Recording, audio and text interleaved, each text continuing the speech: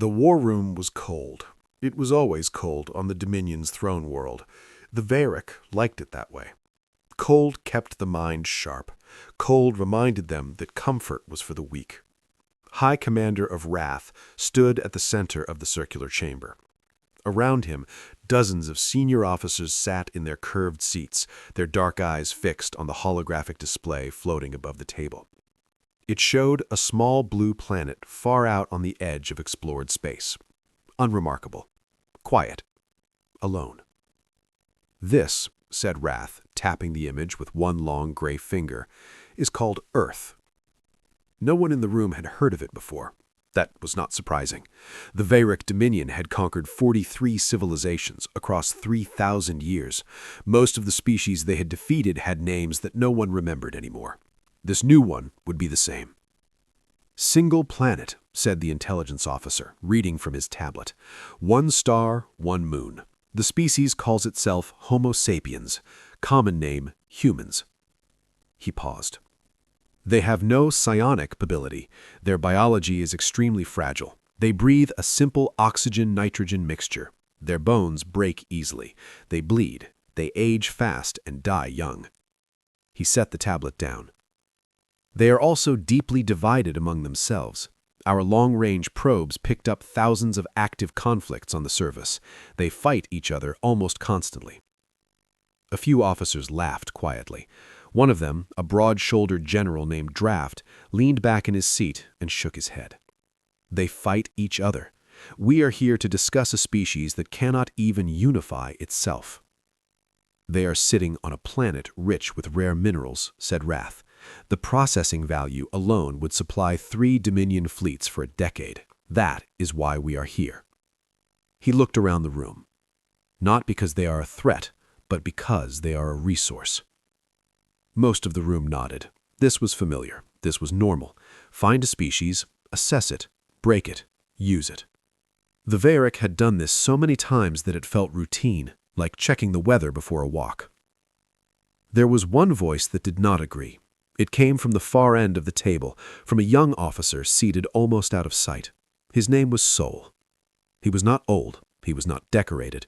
He had no famous battles behind his name.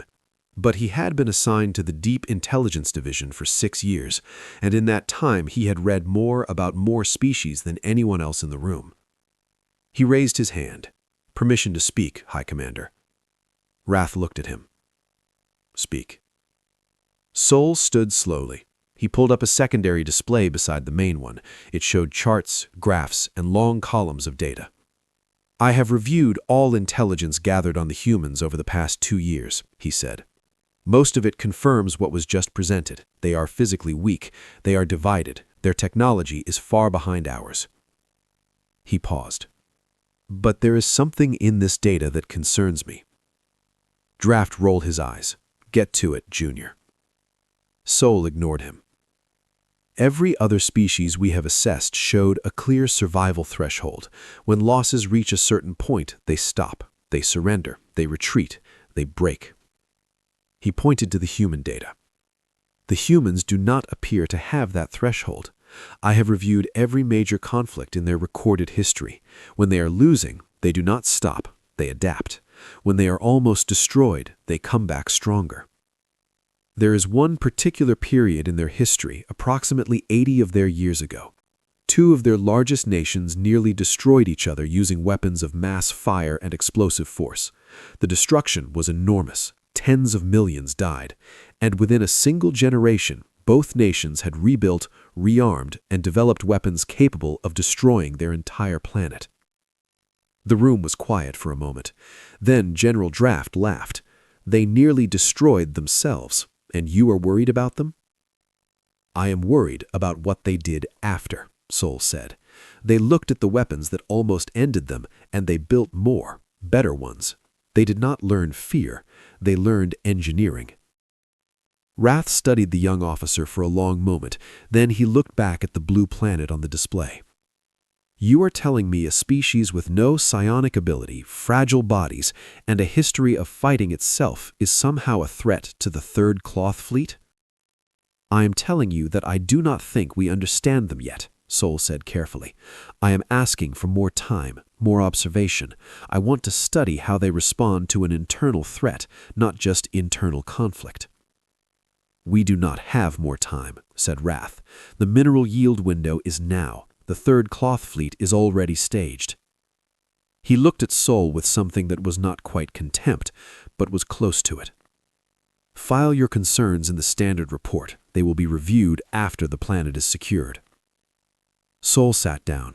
He did not argue further. There was no point. He had said what he needed to say. The rest was out of his hands. 3 days later, the third cloth fleet received its orders. It was a force of 68 warships, built for overwhelming power. The flagship alone was larger than some moons. Its weapons could crack continental plates. Its shields had never been broken in live combat. The fleet had been used 11 times in the Dominion's history. Every time, the target had fallen within days. The fleet commander, an experienced officer named War, had reviewed the intelligence report on the humans with mild boredom. He had read worse. He had faced worse. He gave the order to jump and poured himself a warm drink while his officers prepared. Meanwhile, on the planet Earth, something strange happened.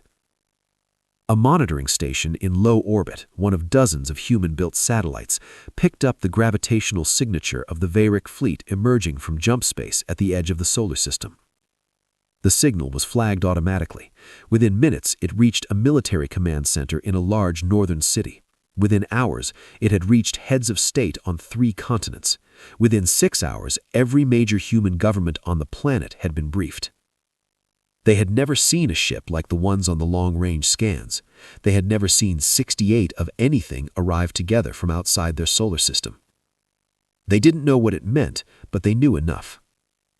A single broadcast was prepared and sent outward, aimed at the incoming fleet. The message was translated into 17 different frequencies, covering every communication band the humans had ever detected from deep space. It said, "Identify yourselves and state your intentions. You have 48 hours." On the bridge of the Vaeric flagship, the message was received and translated by the ship's language AI. Volrath read it. He read it again, then he set it aside and did not reply. The 48 hours passed. No answer came from the Vaeric fleet. The humans sent a second message. It was shorter. It said, "We will defend ourselves."